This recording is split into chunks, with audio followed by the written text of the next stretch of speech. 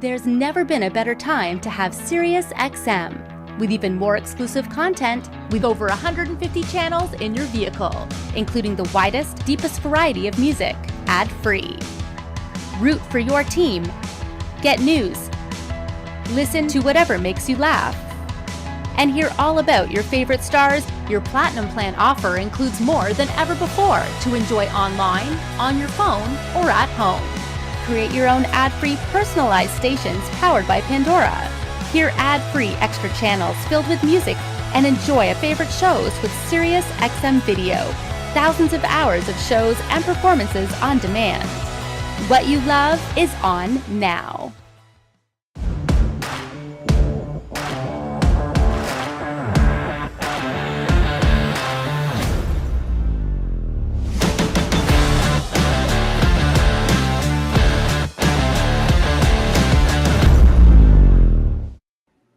Source units and OEM integration are truly at the core of mobile audio.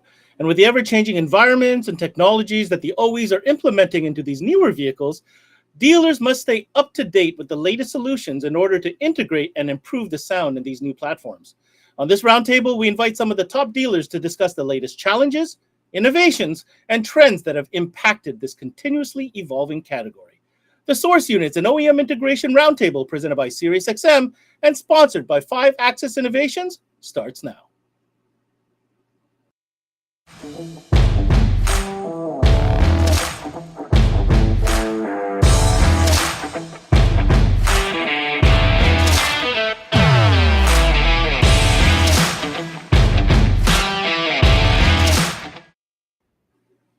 All right, everybody, thanks for tuning in to this Retailer Roundtable presented by SiriusXM and also sponsored by 5-Axis Innovations. It's where we get to gather and talk and discuss about relevant issues with dealers because they're the ones on the front lines dealing with these issues and dealing with customers coming in with these specific demands, and we have to find solutions for them. So on the menu tonight, of course, is Source Units and OEM integration, and that was by design. You know, these two categories kind of do meet with one another at a certain point, so we're going to probably start the discussion a little bit on the Source Unit side to get up to speed. It's kind of been a weird 2 years when it came to the Source Unit category, so I'd like to see what's going on with that. And then we're going to transition to some discussion about OEM integration solutions and challenges that are in the bay right now. So to do so, obviously, we've kind of invited a intricate gathering of different dealers from across the country that deal with this type of stuff each and every day, and I'd like to bring them all on the screen right now. So let's go ahead and set that up and get this roundtable started. We've got some great guests with us this evening. Certainly going to be some great conversation, and that's what I love about these roundtables. Okay, so gentlemen, thanks for joining us. Let's do a quick round the table introductions. We've got Jason Stearns representing Andre's Car Audio in BC. Of course, Keith McCumber from the trifecta of stores known as Sounds Good, also in BC. We have Craig Archer joining us from Ultimate Car Audio in Ontario. Tony Tamillo from Advanced Electronics from Winnipeg, of course, in Manitoba. And, of course, representing Ralph's Radio in BC, Mr. Julius Roy. Thank you for joining us this evening. So to get started, how this works is I'm going to shoot a question to get to know each of our guests and give them some perspective, and also a group question that everybody's going to have an opportunity to kind of comment on, and we'll see where the dialogue goes. Let's start with Jason. Jason, for the last 2 years, it's been quite the whirlwind, obviously, but especially in the Source Unit category. We all know the issues that manufacturers have had from an inventory standpoint. I'd like to know how your shop in Kelowna, what you had to do to kind of weather the storm these last 2 years in the Source Unit category. Well, I think the big thing was just make sure you're in the queue to get product. You know, we at the very beginning of COVID, we were actually set up pretty well. We do have 13 stores to do cardio in BC, so we're kind of lucky that way that we get to pull inventory from different markets that maybe might not be as busy. But when things started to get really slim, you had to be very selective of how you sold those head units. You had to make sure they're going out as packages, not just out the door to some random guy going to install their garage. You wanted to make sure that you're getting the profitability out of it. Now, the nice thing was you saw prices increase, which means what you did have, you're actually making good money on. So good and bad. A little bit of shortage means that prices increase. So very good. And that's going to segue into our first question, group question for the evening. You know, the pandemic, it certainly opened up some opportunities for more entry-level brands also to kind of grab some market share. And now that things are kind of getting back to normal, how did these brands perform? And are they going to continue to occupy a spot in your soundboard and in other shop soundboards? So, right back to you, Jay. Yeah, so we started dabbling into it. I think everybody had to bring something of a kind of B brand in to give it a try. It's kind of what you had to do.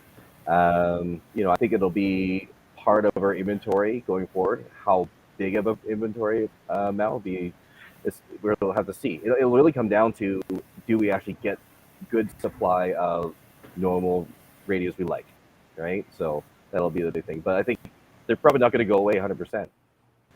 Okay, interesting. I'd like to contrast that to Keith. Obviously, you love selling high-end units, but were you in a situation where some of the B brands made it into Sounds Good? Yes, actually, we got two different name brands, off-name brands that worked. One really sucked, and one didn't do so bad. And from the one that didn't do so bad, is that something that you're considering continuing with? I like to be able to show the difference between the lesser expensive product and the better product, so that people can make a choice. Okay, so that's kind of is now part of the strategy and part of the actual, offering at Sounds Good. That's interesting. Let's go to Craig. Craig, you do a lot of source units, and like everybody else here, might have had to dabble in some brands that you might not have had to sell before. What's your experience been like with that, and did they perform, and are you going to continue with them?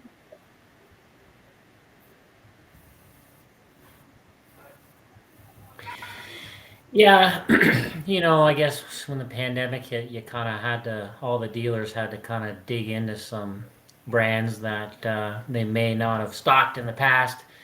I didn't have terrible problems, of course. It was a learning curve with certain integration and head units that weren't up to par, No major problems, but I mean, nothing that a smart installer can't work through. Okay, fair enough. Let's go to Advanced Electronics in Winnipeg, known for basically walking into a room of head units, right off, pretty much iconic room right there. How did you deal with it? Were there new brands that were brought in, and how did they perform? And what's the long term of it at Advanced? So yes, just like everybody else has said, definitely had to try some brands, which actually saved us, a couple months, just because I had to bring some brands in that I was thinking about, and had to pull the trigger and say, okay, let's do this. And then I brought another B brand in as well to fill the gaps, like everybody else has said. And has it helped? Yes. Will it continue? If our A brands cannot, do our supply, we may have to rely on our B brands for a little bit longer. So it really, truly, for even what I hear here, we're talking about this. A lot of it is dependent on whether the A brands can deliver on some of the timelines that they're talking about. I guess going to you, Julius, what was your experience? Did you have to go to any B brands? I'm going to assume you did, but I'd like to hear your story about it. And then I want Julius to comment on, the longevity of these brands in the marketplace now. Yeah, fortunately for Ralph's Radio, we were not in a position that we had to go to the B brands, and not wanting to stain our brand, staying away from those sort of B line, C line head units was really good. What I found was, as we ran out, as the manufacturers, the shortages were super real early on. I think everybody can say they cut POs way larger than normal just to get their allocation amounts up. I know, I'll throw a number out there. I cut $250,000 worth of POs to 3 manufacturers, hoping to get 10% shipped, off of those POs in a month or two, sort of thing. So, and I've just recently canceled those POs. So there was still some outstanding amounts where now I'm at a comfortable level, and I feel like the manufacturers have caught up, that I'm not going to be too worried about A brand inventory going forward. Although there's plenty of SKUs where they're short. But no, we didn't end up going to the B lines, and I'm glad. I haven't heard a lot of problems from many of the people I've talked to, though. Those B brands are maybe a little bit more reliable than I was led to believe. What we did find, though, was, and on the sales side, as a sales manager, what I found was we were able to sell. We ran out of the entry level Pioneer Kenwood Sony head units. And then we started moving to the mid-range stuff. And then we ran out of those. And then we started selling the top end stuff. People bought what we had in stock. So I'm considering not even buying the cheap stuff anymore because they seem to buy whatever I have. And it's sort of one of those lessons in how much money we leave on the table, thinking that we have to have a cheap offering.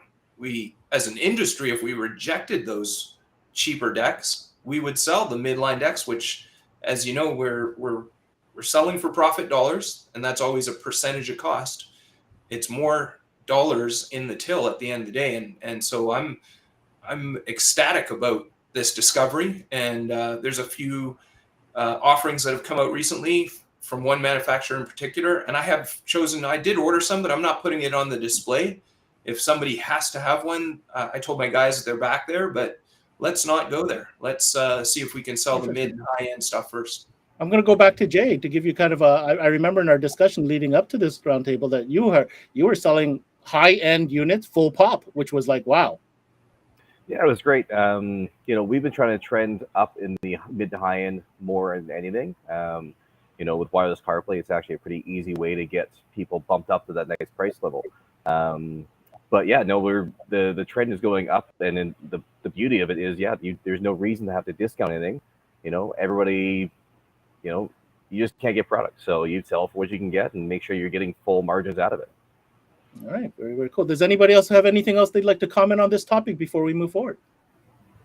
All right, let's stick back to you, Julius. I got to ask the question because source units has been one of those categories that has faced a lot of challenges because of automakers and how they're designing their vehicles these days. So the question to you, Julius, is, in your opinion, what is the relevance of source units today and moving forward? Has the industry done enough to stay up to speed with the application-specific kits, maybe the Tesla style, full screen kind of tablet-looking kits, and other models and renditions that they've been pushing forward? Yeah, sure. The history on head units is interesting when you think back. If we go back far enough, maybe 5-7 years ago, head units were trending down in a big way. The manufacturers were putting better equipment in the dash, and we were really losing on the head units. We were going full integration. People didn't want to change it, the cosmetics or whatever. And something happened, something changed. And that something was Apple CarPlay and Android Auto.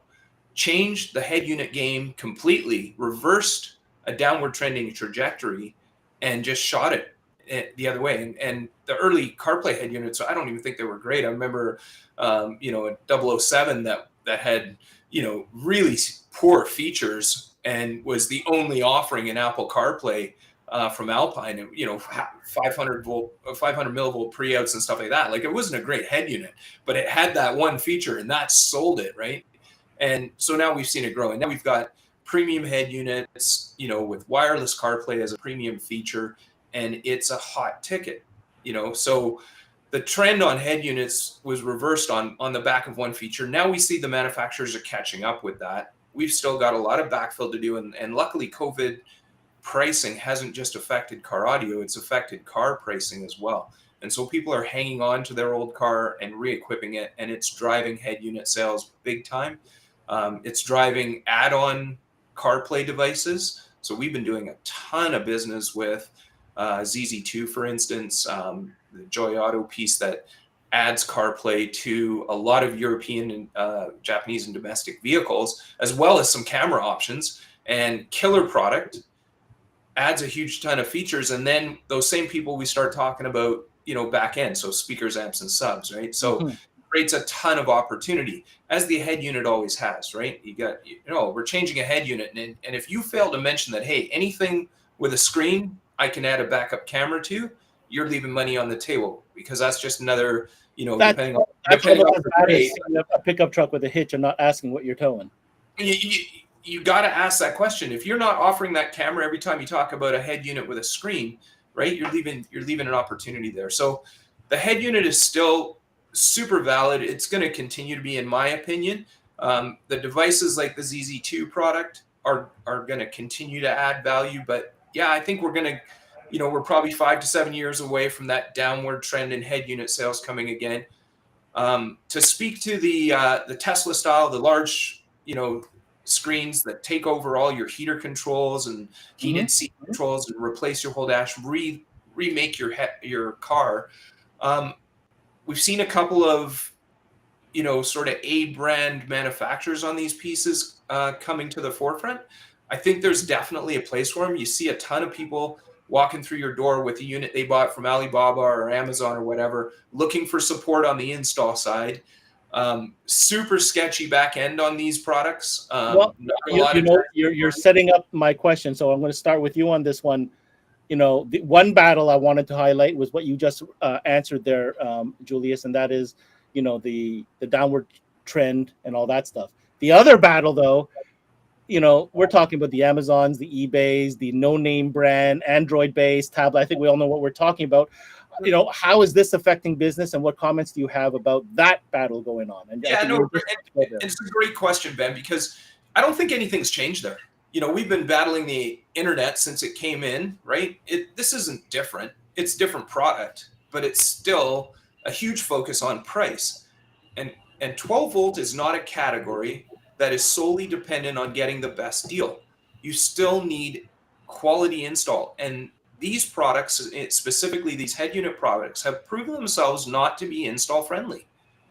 And even when the consumer manages to get the unit installed and working in their car, then there's the longevity and the lack of product back end. No tech support, at least not in English, as Keith will let you know. And the quality of this product is just soft. The earliest pieces I saw, a guy brought one in, BMW, it looked like a 5 Series BMW from early 2000s, dropped in, had all this functionality. We go to use the nav, and it couldn't find a super common old street in Vancouver, Android operating system or whatever. So I really think these products will prove themselves. The reviews are brutal on a lot of them. That drives a lot of the sales. I don't feel threatened at all by these products, to be honest with you. And a lot of the times, those customers that are going to look for the lowest price, look for that type of option, are not Ralph's Radio customers. And I don't think they're customers of any of my colleagues here, to be honest with you. So we shouldn't really go there. There will be a product in our wheelhouse that has a back end that has longevity, lasts longer than sort of 60 seconds, and we'll fill the bill. I think the guys will agree with me. Fair enough. Very strong comments from Julius. Let's hear what Tony has to say about the same question. Yeah, I mean, battling those products, honestly, at Advance, like the other guys probably do as well. I mean, we just say no. Like, I'm sorry, I can't help you. It's like Ralph, like Julius said, it's not your customer. We're trying to sell A brand products. We show them the benefits of the A brand products. If they choose to go that route, that's fine. We'll move on to the next customer. That's really what it comes down to. I try and help out. If they're trying to buy a wiring harness, okay, sure. If this will help you, here's your $20 harness. Have at her. Have fun. But that's about all I can really do to get a few bucks out of them, because they're going to buy it anyways, right? So you don't feel like you can deter that customer necessarily. You'll do your job and show them, but those are like pre-sold customers in your opinion. Yeah, absolutely. I mean, 9 times out of 10, they're already coming to us looking for replacement, like harnesses for a Honda or Toyota or whatever the harness is that they need to make a quick harness. Gotcha. Right. They're already coming to us for those small parts. If they're humming and hawing whether or not they're going to go with an A brand or get something from online, we always think we do a good job of trying to sell them and commit them to an A brand. And I think our team does a good job on moving them to an A brand product. However, give you a percentage, I can't give you that exactly. Fair enough. Okay, so we've got some insight from Western Canada, from Central Canada. How about in Ontario? Very fierce market. Lots of online sales there for sure, based on population. Craig, I'd like to hear how Ultimate Car Audio deals with the battle with online, Amazon, eBay, inexpensive type stuff.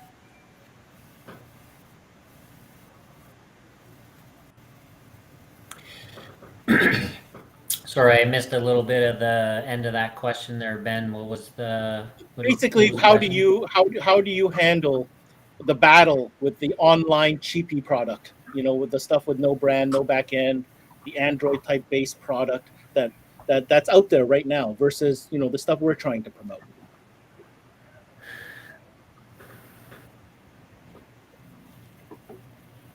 Yeah, it's been an ongoing thing for easy 10 years, I guess, since the internet started. I handle it well. I mean, you got a lot of consensus from other dealers and stuff that refuse to install it or charge double, whatever. I just tell the customers, no problem, give me your keys. It's, my labor rate per hour, and it takes me what it takes me. So, I'm not going to turn away customers because 50% of the time, the radio either goes in good and it's smooth, or they come back in a month and the radio doesn't work, and I ended up selling them a upper end radio, brand name radio anyways. So I take all the China radios. So All right, so you look at it as an opportunity that when it fails, that you could help that customer out. it's not a difficult scene to deal with, but I mean, That's you try to interesting. educate them, here's the scenario that's possibly going to happen down the road, and here's my experiences with it. And if they still want to go ahead, then you do the job.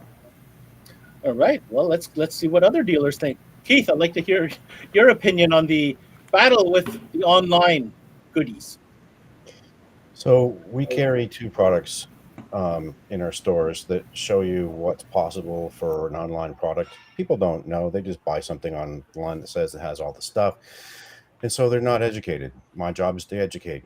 Ask them questions of, does this one look okay? And they say yes. And does this one look okay? And they say yes. They don't know the difference, right? It's the internals that make the difference. So the reason we have the Atato in our store online or in a board, it's to show them what it doesn't do. It doesn't fit correctly because it's the wrong size, and it doesn't sound good. The amplifier's this big, and then we show them the other one, anything else, and they just fall in love, or they're really cheap and that's what they want. So that's what they get.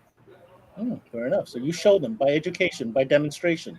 Jason, how about you? What goes on at your shop when it comes to this type of stuff? Customers coming in, and you're facing this battle with this online cheapy stuff. Yeah, you know what? The one big thing is that we're never, negative towards the customer, right? We are going to help them with their reinstall stuff because, like Greg was saying, they are your customer, and when that does fail, they're going to come back and they're going to go, "Oh, you were right. Show me something else," right? So it's good. So they're inevitably lots of the cheap stuff is going to fail. Now, as to that Android style of radio, there are some reasons that people like them because of the Android-based stuff, open source, and there are a few things they're out there. There actually are some decent ones out there, but a few and far between. But they're also expensive. So I think it's something we're gonna have to see coming down the future with the more factory tablet-style screens. There are some good brands out there. I just put one in with an Lexus, and the CarPlay and stuff worked great. It was a super sharp screen. The problem is lots of the European cars that these are built for and the Japanese cars, they're not the same electronics in Canada and the States. Oh, whoa. So, what do you mean? What do you mean by that? What do you mean by it's in 12 volt? Well, like in Europe, they don't do a lot of fiber optic, right? So there's reasons why there's Audi kits from Alpine in Europe. We don't have them in States and Canada, right? I'd love to have them, but we can't get that stuff. There's a reason. And I've had lots of people come in with a BMW X5s, want to found this great thing online, it ties in, and you try to explain to them that it will not work with the American Harman Kardon system. They don't believe you, and sure enough, it doesn't work for me. So I think it is a place for them and stuff in some of the new vehicles, but again, they're top tier. Like they're not under $500 unit. These are $1,500, $2,000 units. Yeah. But as we're talking to the Amazon specials, we just try to educate people, tell them what to expect. When it really happens, hopefully they'll come back and buy a real radio from us. I mean, I hear a lot of different opinions on this one. I don't know if there's a wrong answer or right answer. I mean, I like how Keith is showing them through demonstration and educating them on the product. But at the same time, I understand Craig and Jay, these are your customers, especially if it's a customer that you've done a remote starter in or you've sold a light bar to. You know what I mean? They're your customer. They found something that they fancy. I think if you explain to them that, yeah, I'm going to do this for you because you're a good customer of mine, but I want to make sure I do my job in educating you, to Keith's point, such that when it does fail, first of all, they're not blaming you that it failed. That's, I think, very important, because that's the last thing you want. But you want the customer to be like, man, I should have listened to you to begin with. And that's kind of the deal. So again, very interesting conversation on that.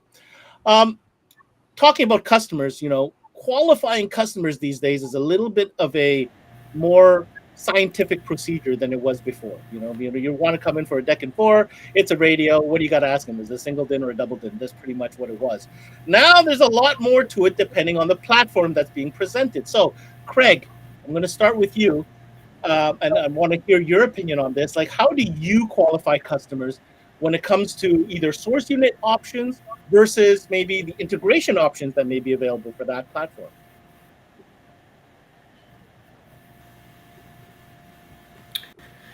Yeah, obviously you qualify the customer based on the car they showed up in. First things first, I always address is the customer missing options? Do they have a radio that doesn't work? Do they have options they want? Are they looking for sound quality? Are they looking for more dull? When I typically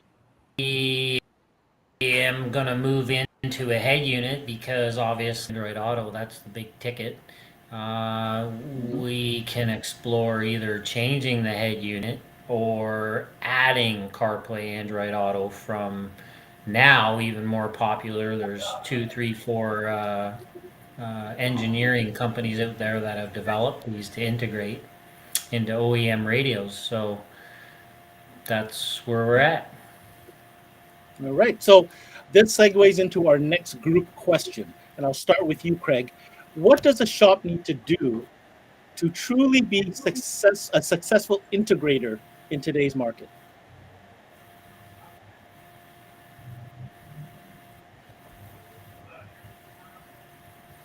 So, typically a shop, to be truly successful at integrating into these super high-tech CAN bus means, you just got to have some good senior installers, or a senior sales guy that has years and years of background of installing. It's not easy.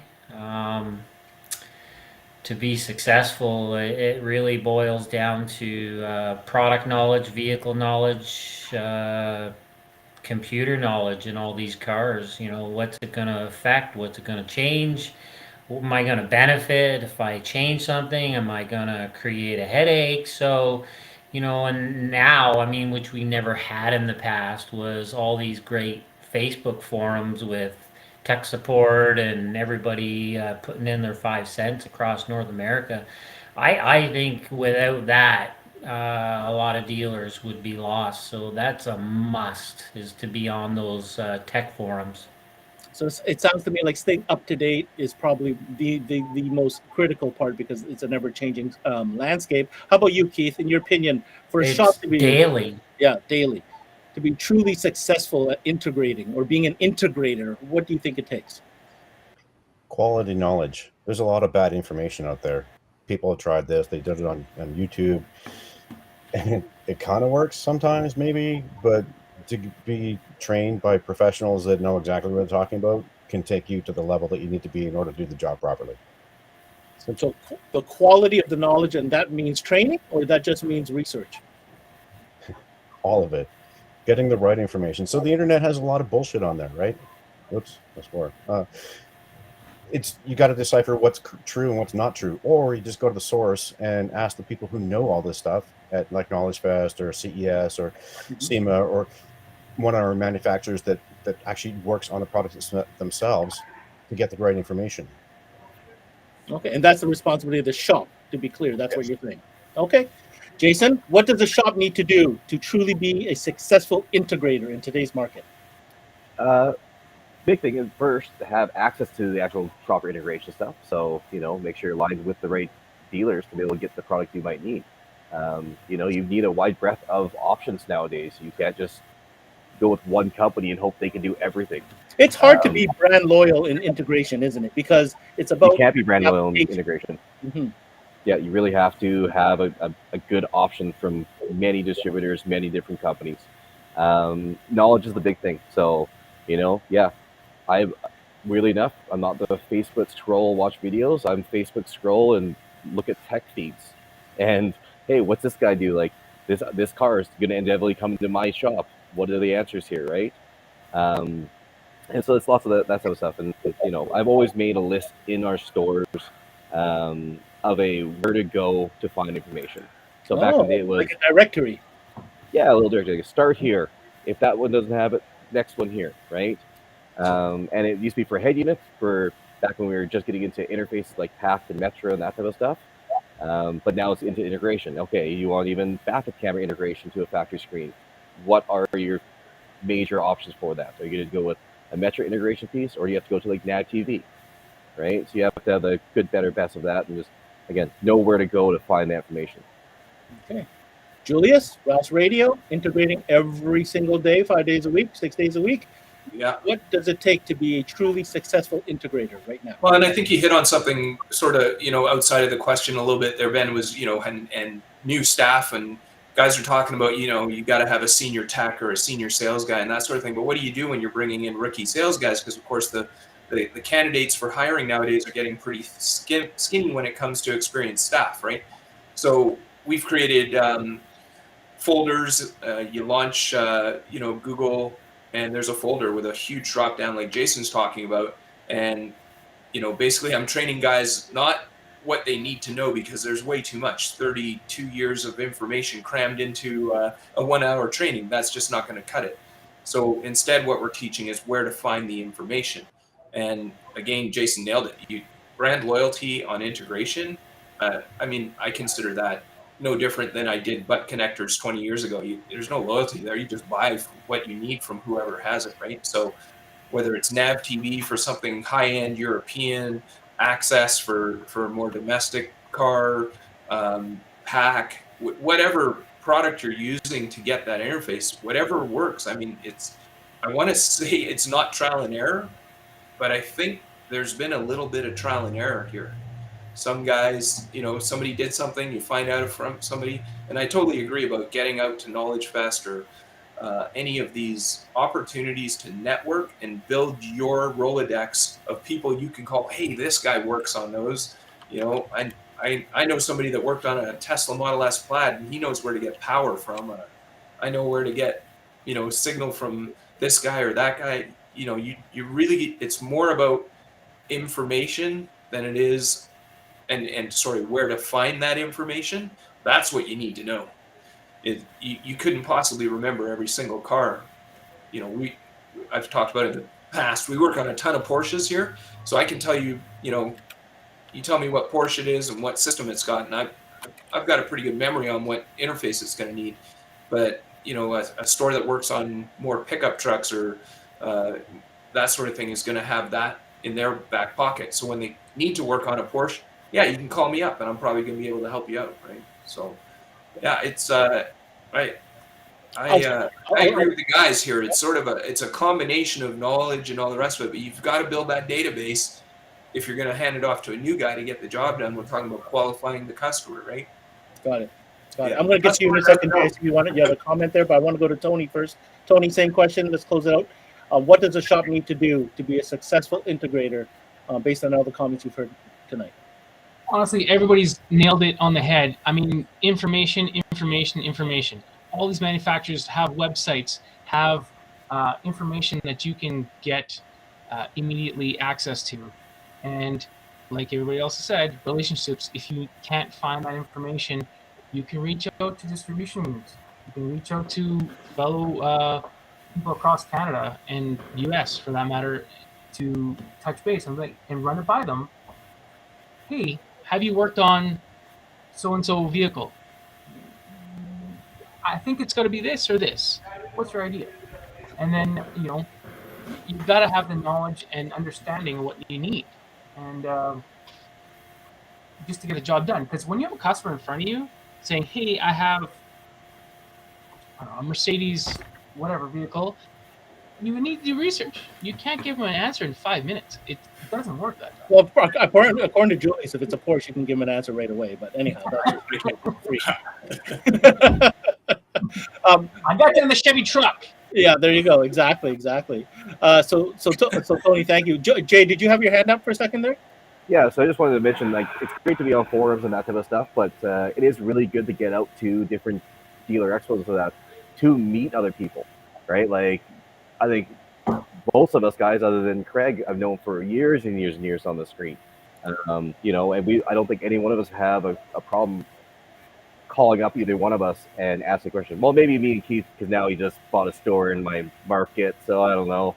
Keith, yeah, I don't know. That's why you don't want to sit next. I think just having the right people, definitely having the right other people to call, right? Because you can't know everything. So yeah, if I had a Porsche problem, I would totally find and call Julius or something like that, right? And goes for all different markets, but it's good to get out there and actually know these people that you could call. Very, very cool. Very cool. Keith, switching gears a little bit. Do you feel it's the responsibility of the shop to be able to integrate into whatever vehicle comes into your shop? Or are there boundaries that a shop should set? This is specific to you. This is a Keith question. All right, so it's what we do. We integrate things into cars. We have a vehicle enhancement facility, and we enhance vehicles. So if you have a car like a Bentley or something exotic, and you want to add something in, it's our job to say yes or no to that. So if you want a new radio, yeah, hell no, not going to happen. If you want a subwoofer amplifier, new speakers, better amplifier, DSP, a host of other things you can integrate, yeah, that's what we do. And if we don't have all the answers, it's our job to get those answers as to how to make them happen. All right. Well, on that note, that type of attitude could lead you down a path that would confront many different, what I'm calling, signal adventures. What do I mean by signal adventures? Well, in the world of OEM integration, the mission, of course, is to get the signal, get that flat signal so that we can have a source to improve that sound system. So let's go around the table a little bit. Let's start with you, Keith. Share with us some unique stories when it comes to the latest quest for flat signal. The biggest story is, can I get the product to allow the seamless integration? Pack parts. Yeah, good luck. Good luck finding a Ford integration piece or the new Zen product that'll allow you to hook up to a Bose system, or waiting for the technology to change so that we can do something with it. That's always the biggest headache these days. Or you put something in, it doesn't work correctly because you missed one little iota of information. And now we need to go back to the drawing board. So those are some of the nightmare things. What are some of the great things? Taking the crap that the manufacturer put in and altering it so it sounds open and alive and intense so the customer can drive away with a huge smile. That's the best part. So there is gratification to that experience for sure.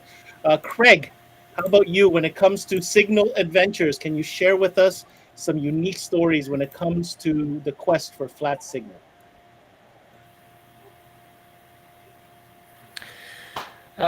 Signal adventures.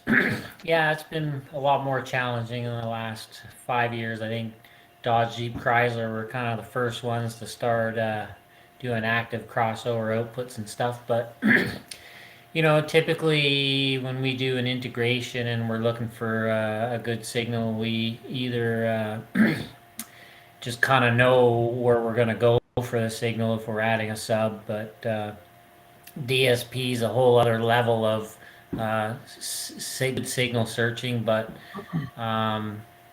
you know, we just usually use the forums, you know, that we're digging into, and typically we just add a sub amp and we're going to the proper full range signal. I mean, every shop should have a good meter where you can measure frequencies and just verify that there's no roll off. You know, you got a full 20 to 20, or you got, you know, you're doing a sub signal, you got 20 to, you know, 200 hertz or whatever. But if you don't measure your signal, you're going to have some surprises.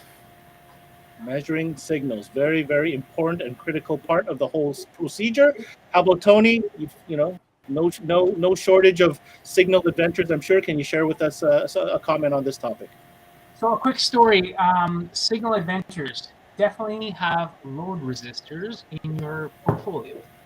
because that saved us quite significantly in a file. Oh, look at these, got it right there. So, quick, we do a full system. We look on the forums, and there isn't anything. Nobody's chirping. Nobody's chatting. What do? You do it, and then you find out the problems, and you have to go down the path of, okay, well, let's try this load resistor. You call some people, and like, hey, try a load resistor. You try it, go through the trials and errors. Oh, well, look at that. That solves my problem. So it's just a quick, story from our experience is having those small, intricate pieces that might sit on your shelf for a little bit, but it's going to help you in a jam. And when you need them, you really need them. That's Yeah. the thing, 100%. Okay, Julius, you're up. Talk to us about it's story time, Signal Adventures. Yeah, I totally agree with Tony there, man. Like, you've got to have those little. We used to. You remember years ago when we had ground loop isolators for fixing problems and stuff like that. This is just the new version of that, right? The load resistors. Yeah, the probably the biggest one for us was that's just jumping into my mind here was a car 911 997. So I'm surprised. newer Porsche. I'm surprised. We did nav TV to pull signal out of optical and to get us a toss link into a DSP amp. But we lost the fader, which, it's a tiny car. What are you fading, right? The rear speakers are small. What are you fading, right? This lady comes back and her dog sits in the car, and when the dog is in the front seat, she fades to the rear, and I took her fader away. Luckily, the DSP amp we sold has an option. We added a part, did a nice little custom install, and gave her fader back by way of attenuation. But it's you never know what you're going to face with this stuff. It's always so challenging. You find a fix to get a clean signal, and then you have a customer that needs a fader or something. The other one that we run into from time to time is ANC mics, which factory noise cancellation. You're trying to augment the bottom end, and the factory noise cancellation is trying to turn it back down. That's not good. That's really frustrating. So Shopkey is a great piece of software, and that'll help you locate ANC mic pins, and so you can disable that. New challenges. Just I don't use ground loop isolators anymore. It's just a changing world, and like the guys keep saying, it's all about information, where you can find it. The forums are a big help for us. CMA is a big help, getting the right training. I can't say enough about how COVID has augmented training and information in our industry. It's amazing. The information is out there on YouTube, in different forums, and different venues. So yeah, it hasn't been all bad.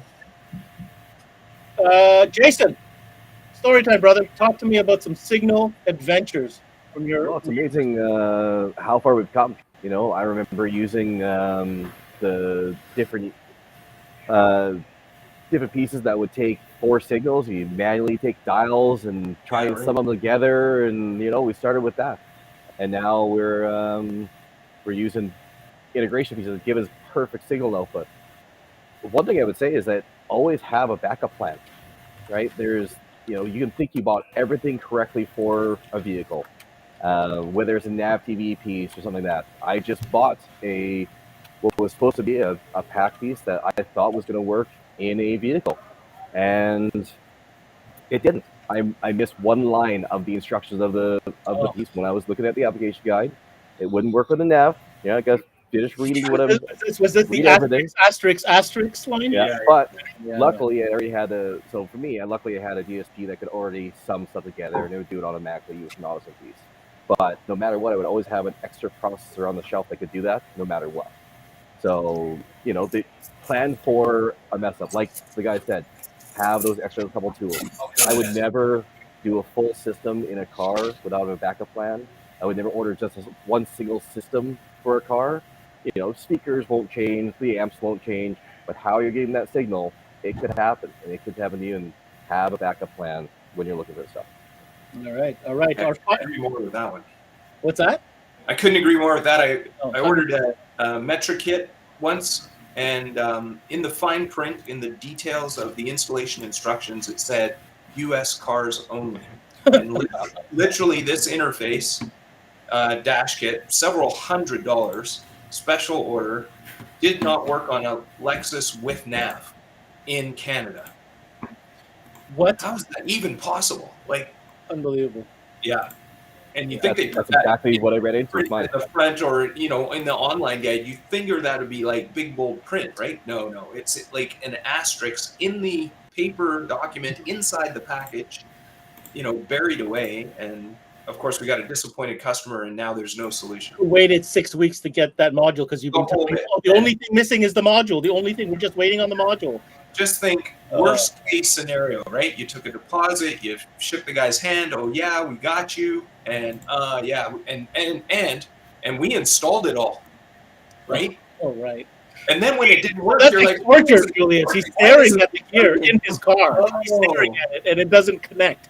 Oh, yeah. Brutal. So now the process is, you go into Metra, you open the instruction document, and you look for the little asterisk to make sure this thing actually works on Canadian cars, right? So I would think that my distributor wouldn't even bring the product into the country, right? If they didn't, if they knew.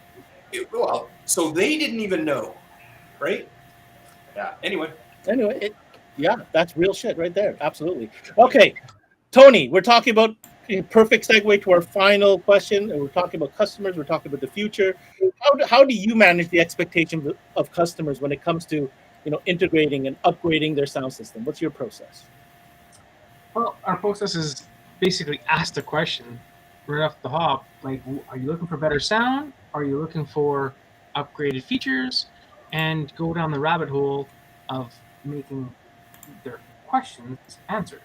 So, in the event of an upgrading a head unit, simple questions: Apple CarPlay, Android Auto, very simple. Or, no, I'm looking for new, better sound. So now we have to trickle down the rabbit hole of what kind of car do you have, and filter down if we can integrate with a car. Can we get a preamplifier? Can we get some sort of integration module? Or do we have to go old school, which I'm not a big fan of, but we always try and find some sort of preamp to deal with, whether it be PAC, NAT TV, Maestro, whatever the situation is. That's the way we want to go down first. I have to imagine, though, Tony, that some of these customers may take a step back once you go down certain paths, especially when it comes to the cost of some of these integration modules that we've been discussing. So I'd like to talk to me a little bit about how you manage that. Absolutely. So I literally had a customer the other day, and he came in, his stuff was broken. He didn't want to upgrade sound, his stuff was broken. And so I said, well, you can go to the dealership and charge them $150 to tell you that it's broken, or we can go down our path and upgrade that system, because I quickly looked it up and goes, hey, look, I can potentially integrate with this. However, Mr. Customer, that hardware is going to cost us some money. So you have to be prepared to spend some extra dollars that you may not want to do. But I'm being 100% honest with you. And a lot of times it goes, I respect that. I really appreciate your time. And you know what? I'm going to think about it and go from there. Okay. And you have to be 100% honest and open. And step by step, you walk them through the whole process and what the options are. Yeah, I hate scaring people. That's our biggest fear. When they're coming with a budget of, let's call it $2,000, $2,500. You're like, listen, I don't think I'm gonna meet your budget, but I can try and do my best, and build it accordingly. And you have to be prepared to expect unknowns with your vehicle. So we do our best. I was just going to say, Tony, on that point of being prepared, our final question this evening, talks about the future. What is the future of integration? What challenges lie ahead? which challenges are you hopeful to maybe have a solution for in the near future? Let's start with you, Tony. Well, I mean, the future, I mean, the hard part is, I mean, how do I say this? There's companies that have started or trying to make a full website that's all your information all in one spot. And it's all promising. However, it takes work to have that open source and information that's available to new employees or whoever, or people that have been doing it for a long time, but like, hold on a second, what kind of car is that again? And you got to go look it up. Because frankly, I got to look up every single car because I want to make sure it's 100% right. So giving all the information you can that's available to you quickly is the most beneficial thing. So I'm hoping that something is out there that is available at your fingertips that is Interesting. reliable and it makes sense. So for you, Tony, it's not a question of a hardware; it's a question of resource. That's very interesting. Yeah. Julius, same question. What is the future of integration in your opinion, and what challenges lie ahead, and which ones are you hopeful we may have a solution for? Yeah, I think so. Question one is future of integration, and I think our manufacturers have always been super resourceful. I think these problems arise. The car manufacturers come up with a new challenge, and we've had companies, some of them have been around for a while, some of them are newer. Nav TV, Mobridge, PAC, all these guys, I think they're really smart, they're invested, and they're going to keep finding solutions for us. Nobody's selling audio into, the 2025 whatever that's coming out that has some new, whatever laser Cat 5 super Now audio. you're just making stuff up. Yeah, I mean, we're talking about the future here, so Right, I get to embellish a little bit, but so I think it's always been that way. There's been challenges, right? The load resistor thing happened, and you installed your system, you fired it up, and then the factory head shut down. Holy cow, what's going on? Somebody figured out, we came up with a solution, and now that's so common we don't even think about it. It's built into a lot of the amplifiers, built-in high-level interface now. 5 years ago, that wasn't the case, right? Audio Control started building it into their box that you had to add on. Now we're getting amps with it built right in, so we're not even needing that outboard box. So Integrate. I think these challenges of integration are always going to find an answer. Maybe it's not going to come. Maybe, I don't think anybody on this forum can honestly say they haven't had a car where they had to say, there's an answer coming. Right now, I can't do this. All I can do is that. I can add a sub, but right now I can't do change a head unit or whatever. And 6 months, a year later, somebody makes a solution. So I think the future of integration is always going to be just around the corner. And I do believe in the support of our integration partners that there's always going to be something there. The challenges that lie ahead, I think about self-driving car technology that's coming online and electric cars. I see a lot of opportunity as the driver becomes a passenger in their own car and entertainment becomes a bigger part of the commute. I think the big screen in the dash, streaming, I think about things like Starlink in your vehicle. We'll be installing that, and people will have full high-speed internet connections. They'll be streaming. You can do it now, but doing it in a different way on a bigger scale, faster, more information. The mobile office, when the steering wheel is no longer on the dashboard and you can replace it with a keyboard, all of a sudden you really have a mobile office. You set your destination, the shades come down, you close your windows, and you focus on your work. So I think there's always going to be something for 12 volters to upgrade, to sell, to put in. Sound is always going to be a part. I think as a species, humans need sound. No great moment is celebrated without a soundtrack. So I'm very optimistic. People always say, "Wow, you're at 12 volt. Is that still a thing?" Yeah, it's a thing, and it's a growing thing, and it's a better thing. I'm very optimistic about the future. Very well said. Thank you, Julius. Keith, how about you? We're talking about the future of integration and what challenges lie ahead, what solutions you hope will be, coming to reality very shortly. Diminishing returns seem to be an issue. So I just bought a new Model Y Tesla, and it's got a pretty nice stereo. It's got a subwoofer. Mid bass could use some beefing up, and the accuracy and the highs could be more better. Like just, but how much do I got to spend to make that happen? Right? They have immersive sound. They have so many different technologies built into this thing. It's pretty wild. How much battery juice do I want to use? These things are going to come into play, and be a problem for us. But I want better lighting. I want different aspects of it. Do want more sub. The question is all the manufacturers going to follow this suit? Because it is a pretty impressive system. The B&O system is close, and then it goes down the rabbit hole from there. But what can we do? How can we continue on this way? Because, like you're right, Julius, it's all automated. I'm just going to sit there, relax, and watch this thing drive for me. Like, sorry, Ben. Fuck. What do I do? Where am I going? Yeah, right. 100%. So that's where we're at. That's coming a lot faster than we. I mean, 10 years ago, be like, man, we are there. That's how crazy that is. Like, we are there. It's nuts. Thank you, Pete. Let's go to Craig.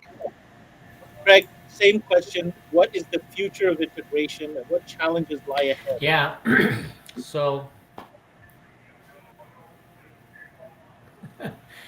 I mean, something that nobody's really brought up in this roundtable, and you know, the future of integration, and we have some big challenges coming, and that's going to be electric cars.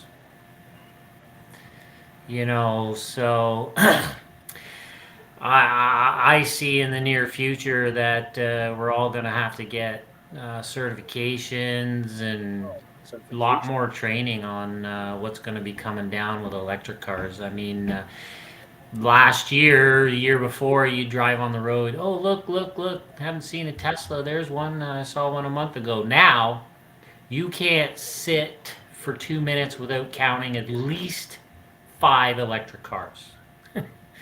So they're coming. So, I mean, hopefully, I mean, we have proper training or tech forums that'll keep us up to par. Integrating audio is going to be a challenge. You know, do we have to go back and get IT software training? I mean, you know, I don't know. You tap onto the cigarette lighter, and now the car's a brick, right? So it's a new adventure, and that's something myself is sitting back going, where are we going to get directed in the electric car integration? Interesting.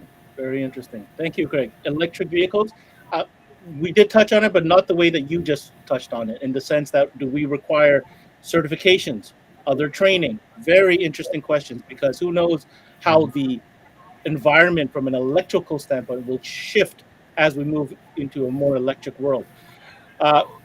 Jay, I saved you for last. You've heard everybody's comments.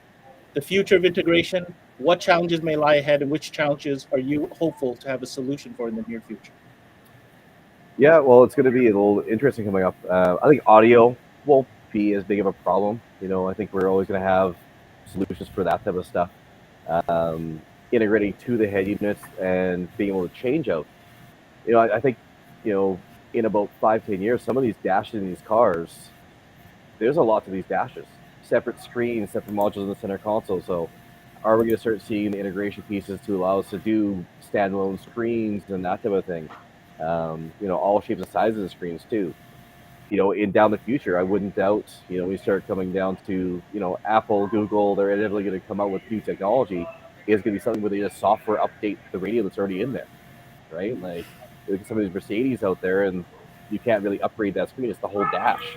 So Mercedes could just come out with, we pop a USB chip into it, and they now have the newest and coolest integration piece, right? What I think happens audio when will be our that entire dash is a tactile screen?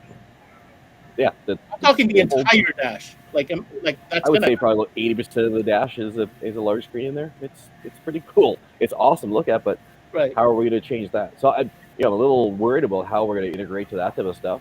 Hopefully, there's some really smart tech guys out there that are going to come up with some really cool programming. But you know, I think audio side, I'm not too worried about. There's always gonna be a solution until the engineers come up with something weirder than all pass filters and stuff like that, which they will at some point.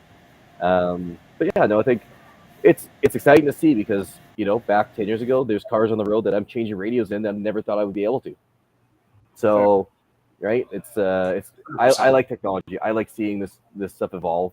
I'm always want to be on the forefront of the technology. So, it's coming. You know what I'm going to say to close out this discussion, guys? First of all, thank you everybody for joining us and for sharing with us your ideas and your opinions. But there's a wave. It's called Apple CarPlay and Android Auto. So we're going to ride that sucker. You know what I'm saying? Like, that's what we're going to do because it's great. And we're going to ride it. And based on this last question, my comments to this last question is you're right. I think from the audio perspective, I think we're starting to get a handle on it. The automakers are getting a little bit more creative, especially like what Keith mentioned with the new Tesla systems, the B&O systems, the Burmeister systems. Like they are pretty complex systems, and they do sound pretty good. I'm not going to say they sound amazing or the money that you're paying for them, but they sound the best sound system an OE has ever made. That's not even arguable.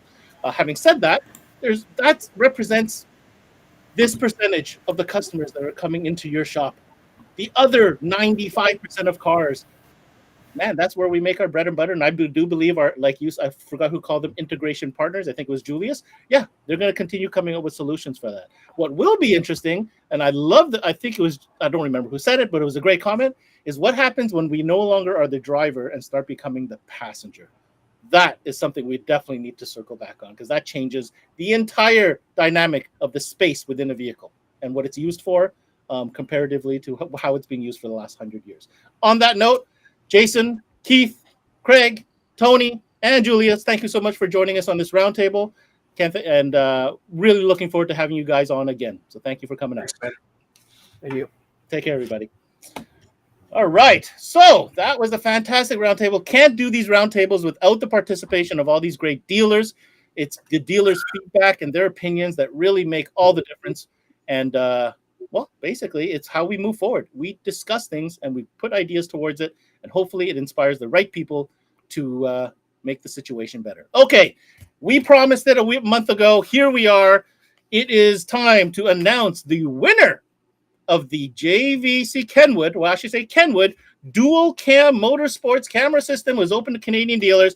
And look what I have here. I have an envelope. And on this envelope, it says Kenwood Contest. We have chosen earlier on today the winner of this contest.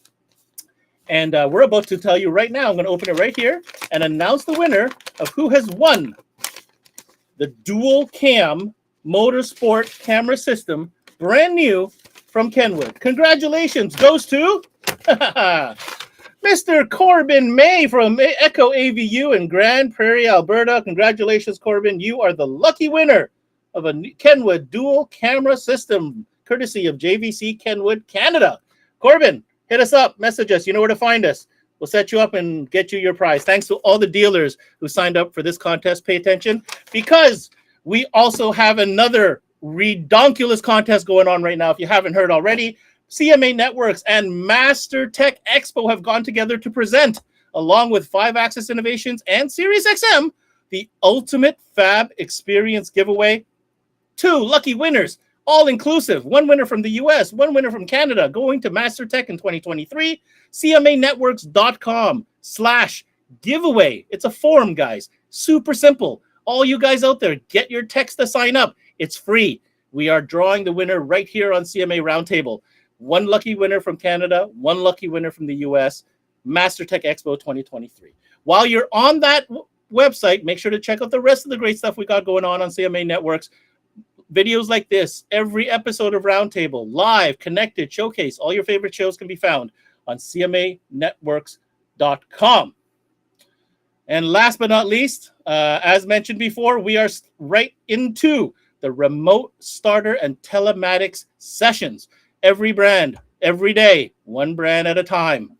All the brands that you need to know from the remote starter and telematic perspective. Woo! That was a long list, but that was an awesome show. I want to thank everybody for tuning in tonight to listen to CMA Roundtable presented by Sirius XM and sponsored by 5-Axis Innovations. Looking forward to the next one. I'm your host, Ben Wu. Until next time, we connect.